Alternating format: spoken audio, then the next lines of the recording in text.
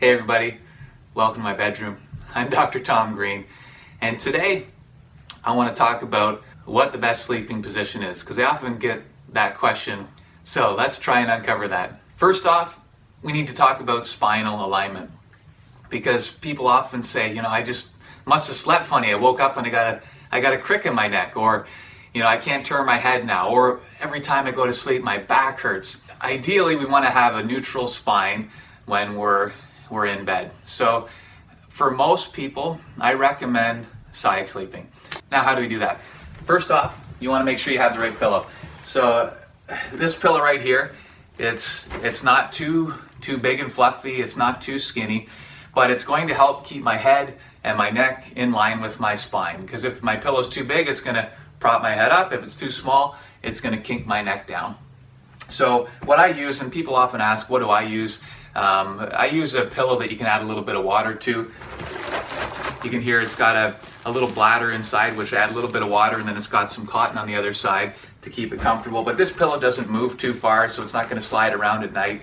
And it allows me to change the height of the pillow so that it can suit my little nook here and keep my head in line with my spine.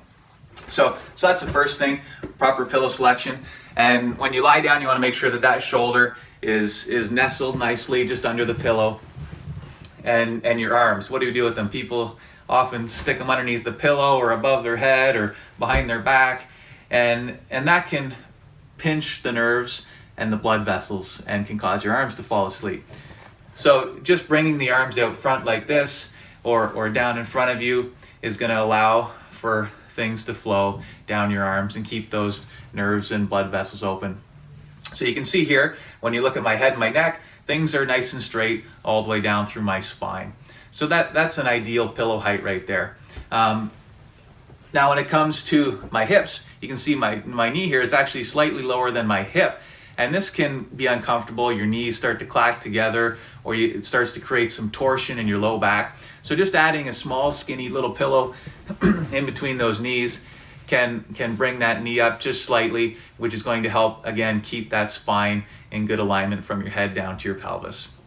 Also making sure that your bed isn't too worked in. People ask, how often should I flip my mattress? And we flip ours every couple weeks. You want to rotate your mattress 90 degrees so you don't end up getting that jello mold of a bed where you lie down and you're in a big divot. So that's going to, again, prevent things from starting to sag in the middle, which you're going to start to lose that stability from your bed to keep your spine up. Because you want to make sure, again, that this part right here isn't sagging down. If it is, it might mean you need a new bed. What are good options for beds? Well, something that's comfortable and something that you can return, because oftentimes you don't know for the first 3-4 weeks of sleeping in a bed whether it really suits you. And most people, I recommend more middle of the road, nothing too firm, nothing too soft, and staying away from the big pillow tops. They start to lose their form over time and get really soft. So that's sort of the side sleeping position. If you don't like to sleep on your side, or that's not comfortable for you, the next option I'd say for most people is sleeping on your back. Now, you got to be careful sleeping on your back, because if your pillow's too big, what's going to happen? It's going to push your head forward like this, and again, that's going to be a problem for your neck.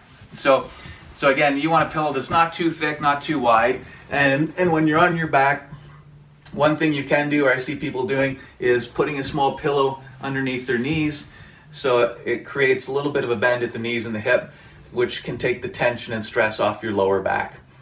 This is also a good position if you do have a spondylolisthesis or a spondylo, because it's going to allow gravity to let that L5 or L4 sink back into good position. So that's sort of the second position there. You do have to be careful though with back sleeping if you snore, because it's not as good for your airways as you're going into extension, and often that opens your mouth and can cause you to be more of a mouth breather. And we know that snoring increases your potential for heart disease and other comorbidities. So do be aware. Try and keep your mouth shut when you sleep, for everybody's sake, especially the person sleeping beside you. And then the last position is stomach sleeping. Now, I don't leave this to last because it's the worst. Actually, stomach sleeping is a very innate position. A lot of babies innately want to sleep on their stomach. We see most animals in the animal kingdom sleep on their stomach, and we're animals too. Reason being, it's protective. It protects our vital organs because we're shielding them from attack from above, and also, it allows our body to sort of relax into more of a fetal type position. So there's nothing wrong with sleeping on your stomach, but for a lot of people, they don't have the cervical range of motion. You got a stiff neck, it's not going to be comfortable to sleep on your stomach, and stomach sleeping can increase the risk of causing more distortion, misalignments, and subluxations in the upper neck. So there is that issue. But if you are going to sleep on your stomach, that's your favorite position, you sleep the best, then what I recommend doing is either having a very small pillow at the head, or no pillow at all up here, and then making sure that when you're lying on your stomach, your ankles hang off the end of the bed. So you can see my ankles are getting to the end of the bed, because that reduces flexion, plantar flexion, because oftentimes when you're sleeping, you're in this position, which is going to create tension throughout your system. But if they hang down off the edge of the bed, it reduces that tension throughout your body. Ankles off the edge, head slightly turned, and you can even put a small pillow underneath your abdomen here with your arm on it. What that does is it creates space for your head and neck into that position. And you can see my knee on this side that my head's turned to is slightly bent. And this is actually a very comfortable position. And oftentimes you're going to turn side to side, which is your body's innately going to shift and just do the opposite to create that balance as you're sleeping. So I hope that gives you a little bit of insight into different sleeping positions. Ultimately, you need to do what works best for you and what feels most comfortable. If you have any other questions, please let me know. Have a great day.